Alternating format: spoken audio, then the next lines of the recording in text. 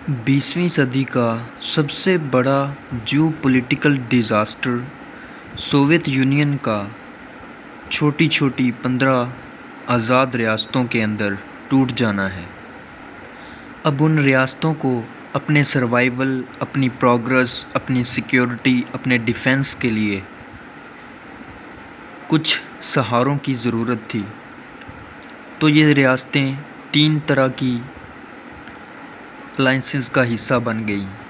कुछ रियासतें जो इन अलाइंसेस पर डिपेंडेंट ना थीं वो न्यूट्रल हो गईं। उन रियासतों में आज़रबाईजान और तुर्कमानिस्तान शामिल हैं। कुछ ने अपने डिफेंस और सिक्योरिटी के लिए रशिया की तरफ रुख किया, जिनमें ताजिकिस्तान, आर्मीनिया, किर्गिज़स्तान शामिल हैं। और कुछ रियासतें pro Europe, pro NATO, pro US हो गईं, जिनमें यूक्रेन, हंगरी, रोमानिया, स्लोवाकिया और जॉर्जिया जैसी रियासतें शामिल हैं। चूँकि यूक्रेन सोवियत यूनियन के टूटने से पहले रशिया ही का एक पार्ट था, मगर बाद में ये pro Europe, pro US state बन गया। इसके अलावा वार्सा पैक्ट 1955, जिसके तहत यूरोप की मुख्तलिफ कम्युनिस्ट रियासतें और रशिया के दरमियान माहिदा साइन हुआ, जिसके तहत वो एक दूसरे के डिफेंस, सिक्योरिटी, डिप्लोमेसी और तजारत और प्रोग्रेस में एक दूसरे की मदद करेंगी। मगर जैसे ही 1991 में सोवियत यूनियन टूटती है, वो वार्सा पैक्ट के अंडर आने वाली मुख्तलिफ रियासतें प्रो रशियन की बजाय प्रो यूरोप और प्रो नेटो बन जाती हैं। यूक्रेन भी अपनी आज़ादी के बाद अपना झुकाव यूरोप और यूएस की तरफ दिखाता है, मगर याद रहे यहाँ 60% एथनिक रशियंस स्पेशली क्राइमिया के अंदर रहते हैं। सो मुख्तलिफ वजूहात में से ये भी एक बड़ी वजह कि रशिया ने यूक्रेन पे अटैक्स शुरू किए और अभी तक चलते आ रहे हैं, उनमें से सबसे बड़ी वजह यही है। आगे हम मुख्तलिफ वजूहात का मुआयना करते जाते हैं। थोड़ा सा रशिया के बारे में बात करें तो ये दुनिया का सबसे बड़ा रकबे के लिहाज से मुल्क है। आबादी इतनी ज़्यादा नहीं है। 14 मुल्कों के साथ इसके बॉर्डर लगते हैं, जिनमें यूक्रेन, पोलैंड, फिनलैंड सर फहरिस्त हैं। ज़्यादातर इलाका बर्फ़ से ढका रहता है। तजारत 4 माह तक बंद रहती है। गर्म पानियों की पोर्ट्स इतनी ज़्यादा नहीं हैं।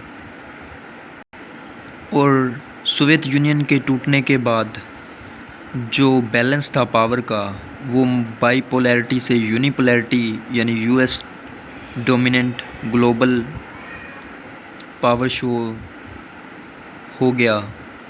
और रशिया की अफ़गानिस्तान में स्पेंडिंग्स, नेशनलिस्ट मूवमेंट्स की वजह से उसका टूट जाना उसके लिए बहुत ही खौफनाक साबित हुआ।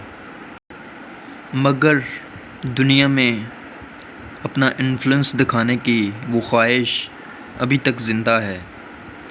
एशिया के अंदर 75% इसका जो एरिया है, मगर 22% आबादी इसकी सिर्फ एशिया में रहती है, जिस वजह से एशिया की इतनी बड़ी ताकत नहीं समझा जाता। क्योंकि किसी भी जगह पर अपना इन्फ्लुएंस बनाने के लिए आपको सप्लाई लाइंस और लोगों के होना ज़रूरी है।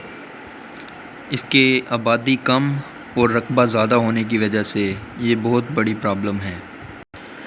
अब बात करते हैं दूसरे पॉइंट की।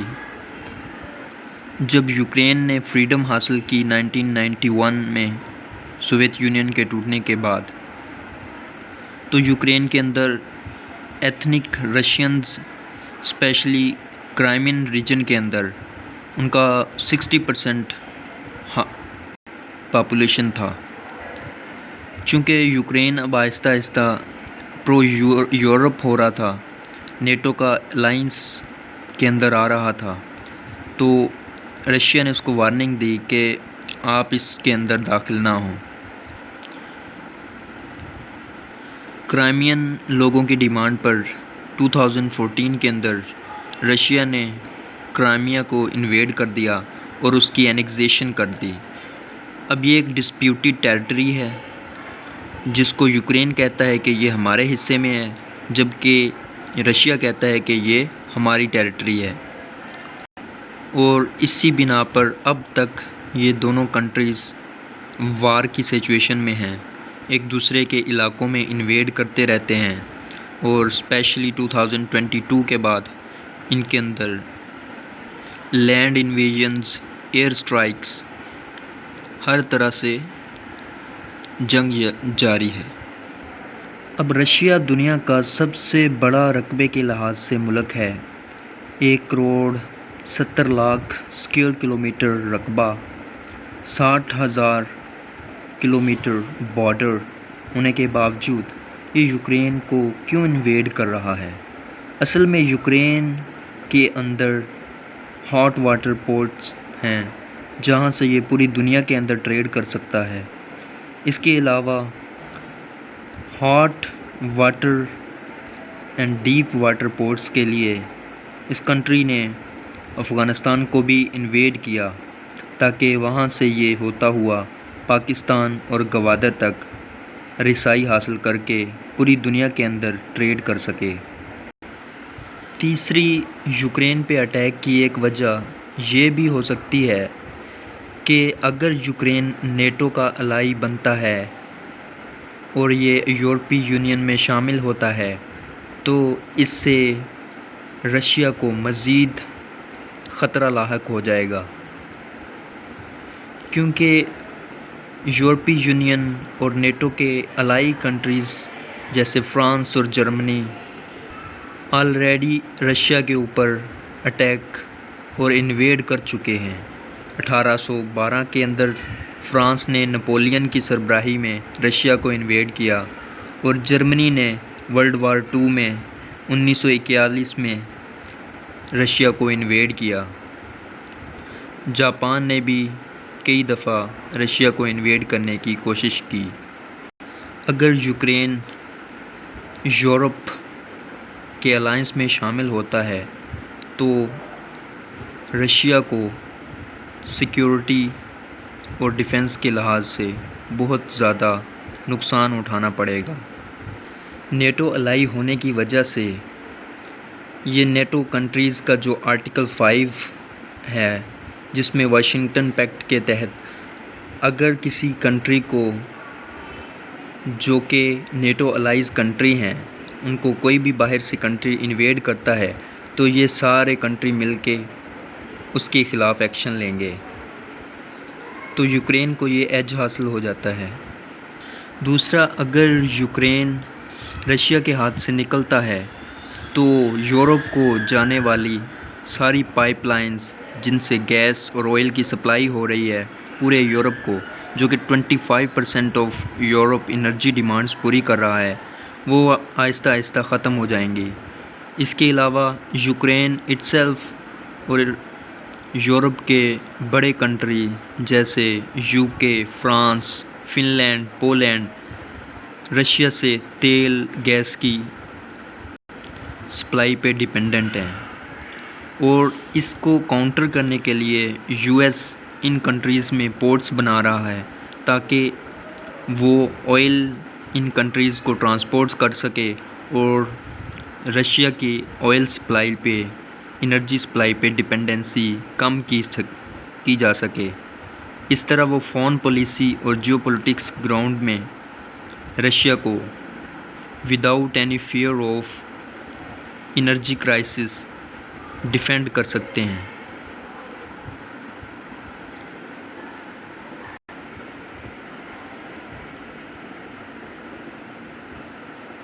چونکہ رشیا کا جو آرکٹک ریجن ہے وہ زیادہ فروزن ہے تو ٹریڈ کے لیے استعمال نہیں کیا جا سکتا، اسی لیے اس نے 1979 میں افغانستان کو انویڈ کیا۔ 1989 میں اس کو افغانستان سے جانا پڑا اور سوویت یونین بریک ہو جاتی ہے 1991 میں۔ مین مقصد ہاٹ واٹر پورٹس گین کرنا اور وہاں سے پھر ٹریڈ کو انہینس کرنا تھا۔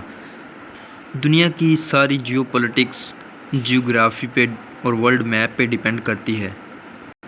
اس وقت دنیا میں چلنے والے تمام طرح کے ٹیریٹوریل ایشوز جو کہ کلونیل مسٹیکس کی وجہ سے وجود میں آئے، انہی کی وجہ سے جتنی وارز ہو رہی ہیں اور نیشنلزم کی کریشن جس کی وجہ سے سیریا، عراق اور مختلف African countries, Ethiopia, Sudan, Somalia, جہاں پہ سول وارز چل رہی ہیں، یہی ٹیریٹوریل ایشوز، کلونیل مسٹیکس اور مختلف جیو پولیٹیکل اور گلوبل الائنسز کی اپوزٹ سائڈز پہ انٹرونشن کو کہا جا سکتا ہے۔ اور آخری وجہ اس میں ہمیں یہ نظر آتی ہے، جیسے مختلف کنٹریز ایک دوسرے کو انویڈ کرتے رہتے ہیں تاکہ گلوبل پوزیشن میں وہ اسٹرونگ ہو سکیں، اپنی ورلڈ ڈومیننس برقرار رکھ سکیں۔ جیسے فرانس نے، جرمنی نے رشیا کو انویڈ کیا، اسی طرح فیوچر میں آنے والی سینچری میں رشیا یوکرین کو انویڈ کرتا ہوا یورپ میں داخل ہو جائے، چونکہ پولینڈ، فن لینڈ کے بارڈرز رشیا کے ساتھ ملتے ہیں۔ آہستہ آہستہ وہ ان ٹیریٹریز کو انویڈ کرتا ہوا یورپ کے اندر انٹر ہو جائے، اور سوویت یونین کے ٹوٹنے کی وجوہات جن میں یورپ اور امریکہ بھی سر فہرست تھے، ان سے اپنا بدلہ لے سکے۔ سب سے بڑھ کر یونی پولر ورلڈ آرڈر، جس میں یونائٹڈ اسٹیٹس یونی پولیرٹی دنیا میں اپنی منمانیاں کر رہا ہے، اس کو توڑ کر بائی پولیرٹی کو دوبارہ لایا جائے، یا پھر ملٹی پولیرٹی کی طرف چلا جائے، جس میں ریجنل پاورز ہوں گی اور پاور کو بیلنس کیا جائے گا، نہ کہ یونی پولر ڈومینیٹڈ اسٹیٹ پوری ورلڈ کو چلائے گی۔ اگر یورپ نے رشین آئل ڈیپینڈنسی کو کم کرنے کے لیے یو ایس کی طرف دیکھا، تو رشیا نے اپنی آئل کی مارکیٹ بڑھانے کے لیے چائنا سے $400 بلین کے معاہدے کیے، جس میں چائنا رشیا کا تیل خریدے گا، اور اس کے علاوہ مختلف کنٹریز بنگلہ دیش، انڈیا، پاکستان، ان کو بھی فیوچر میں تیل سپلائی کرے گا۔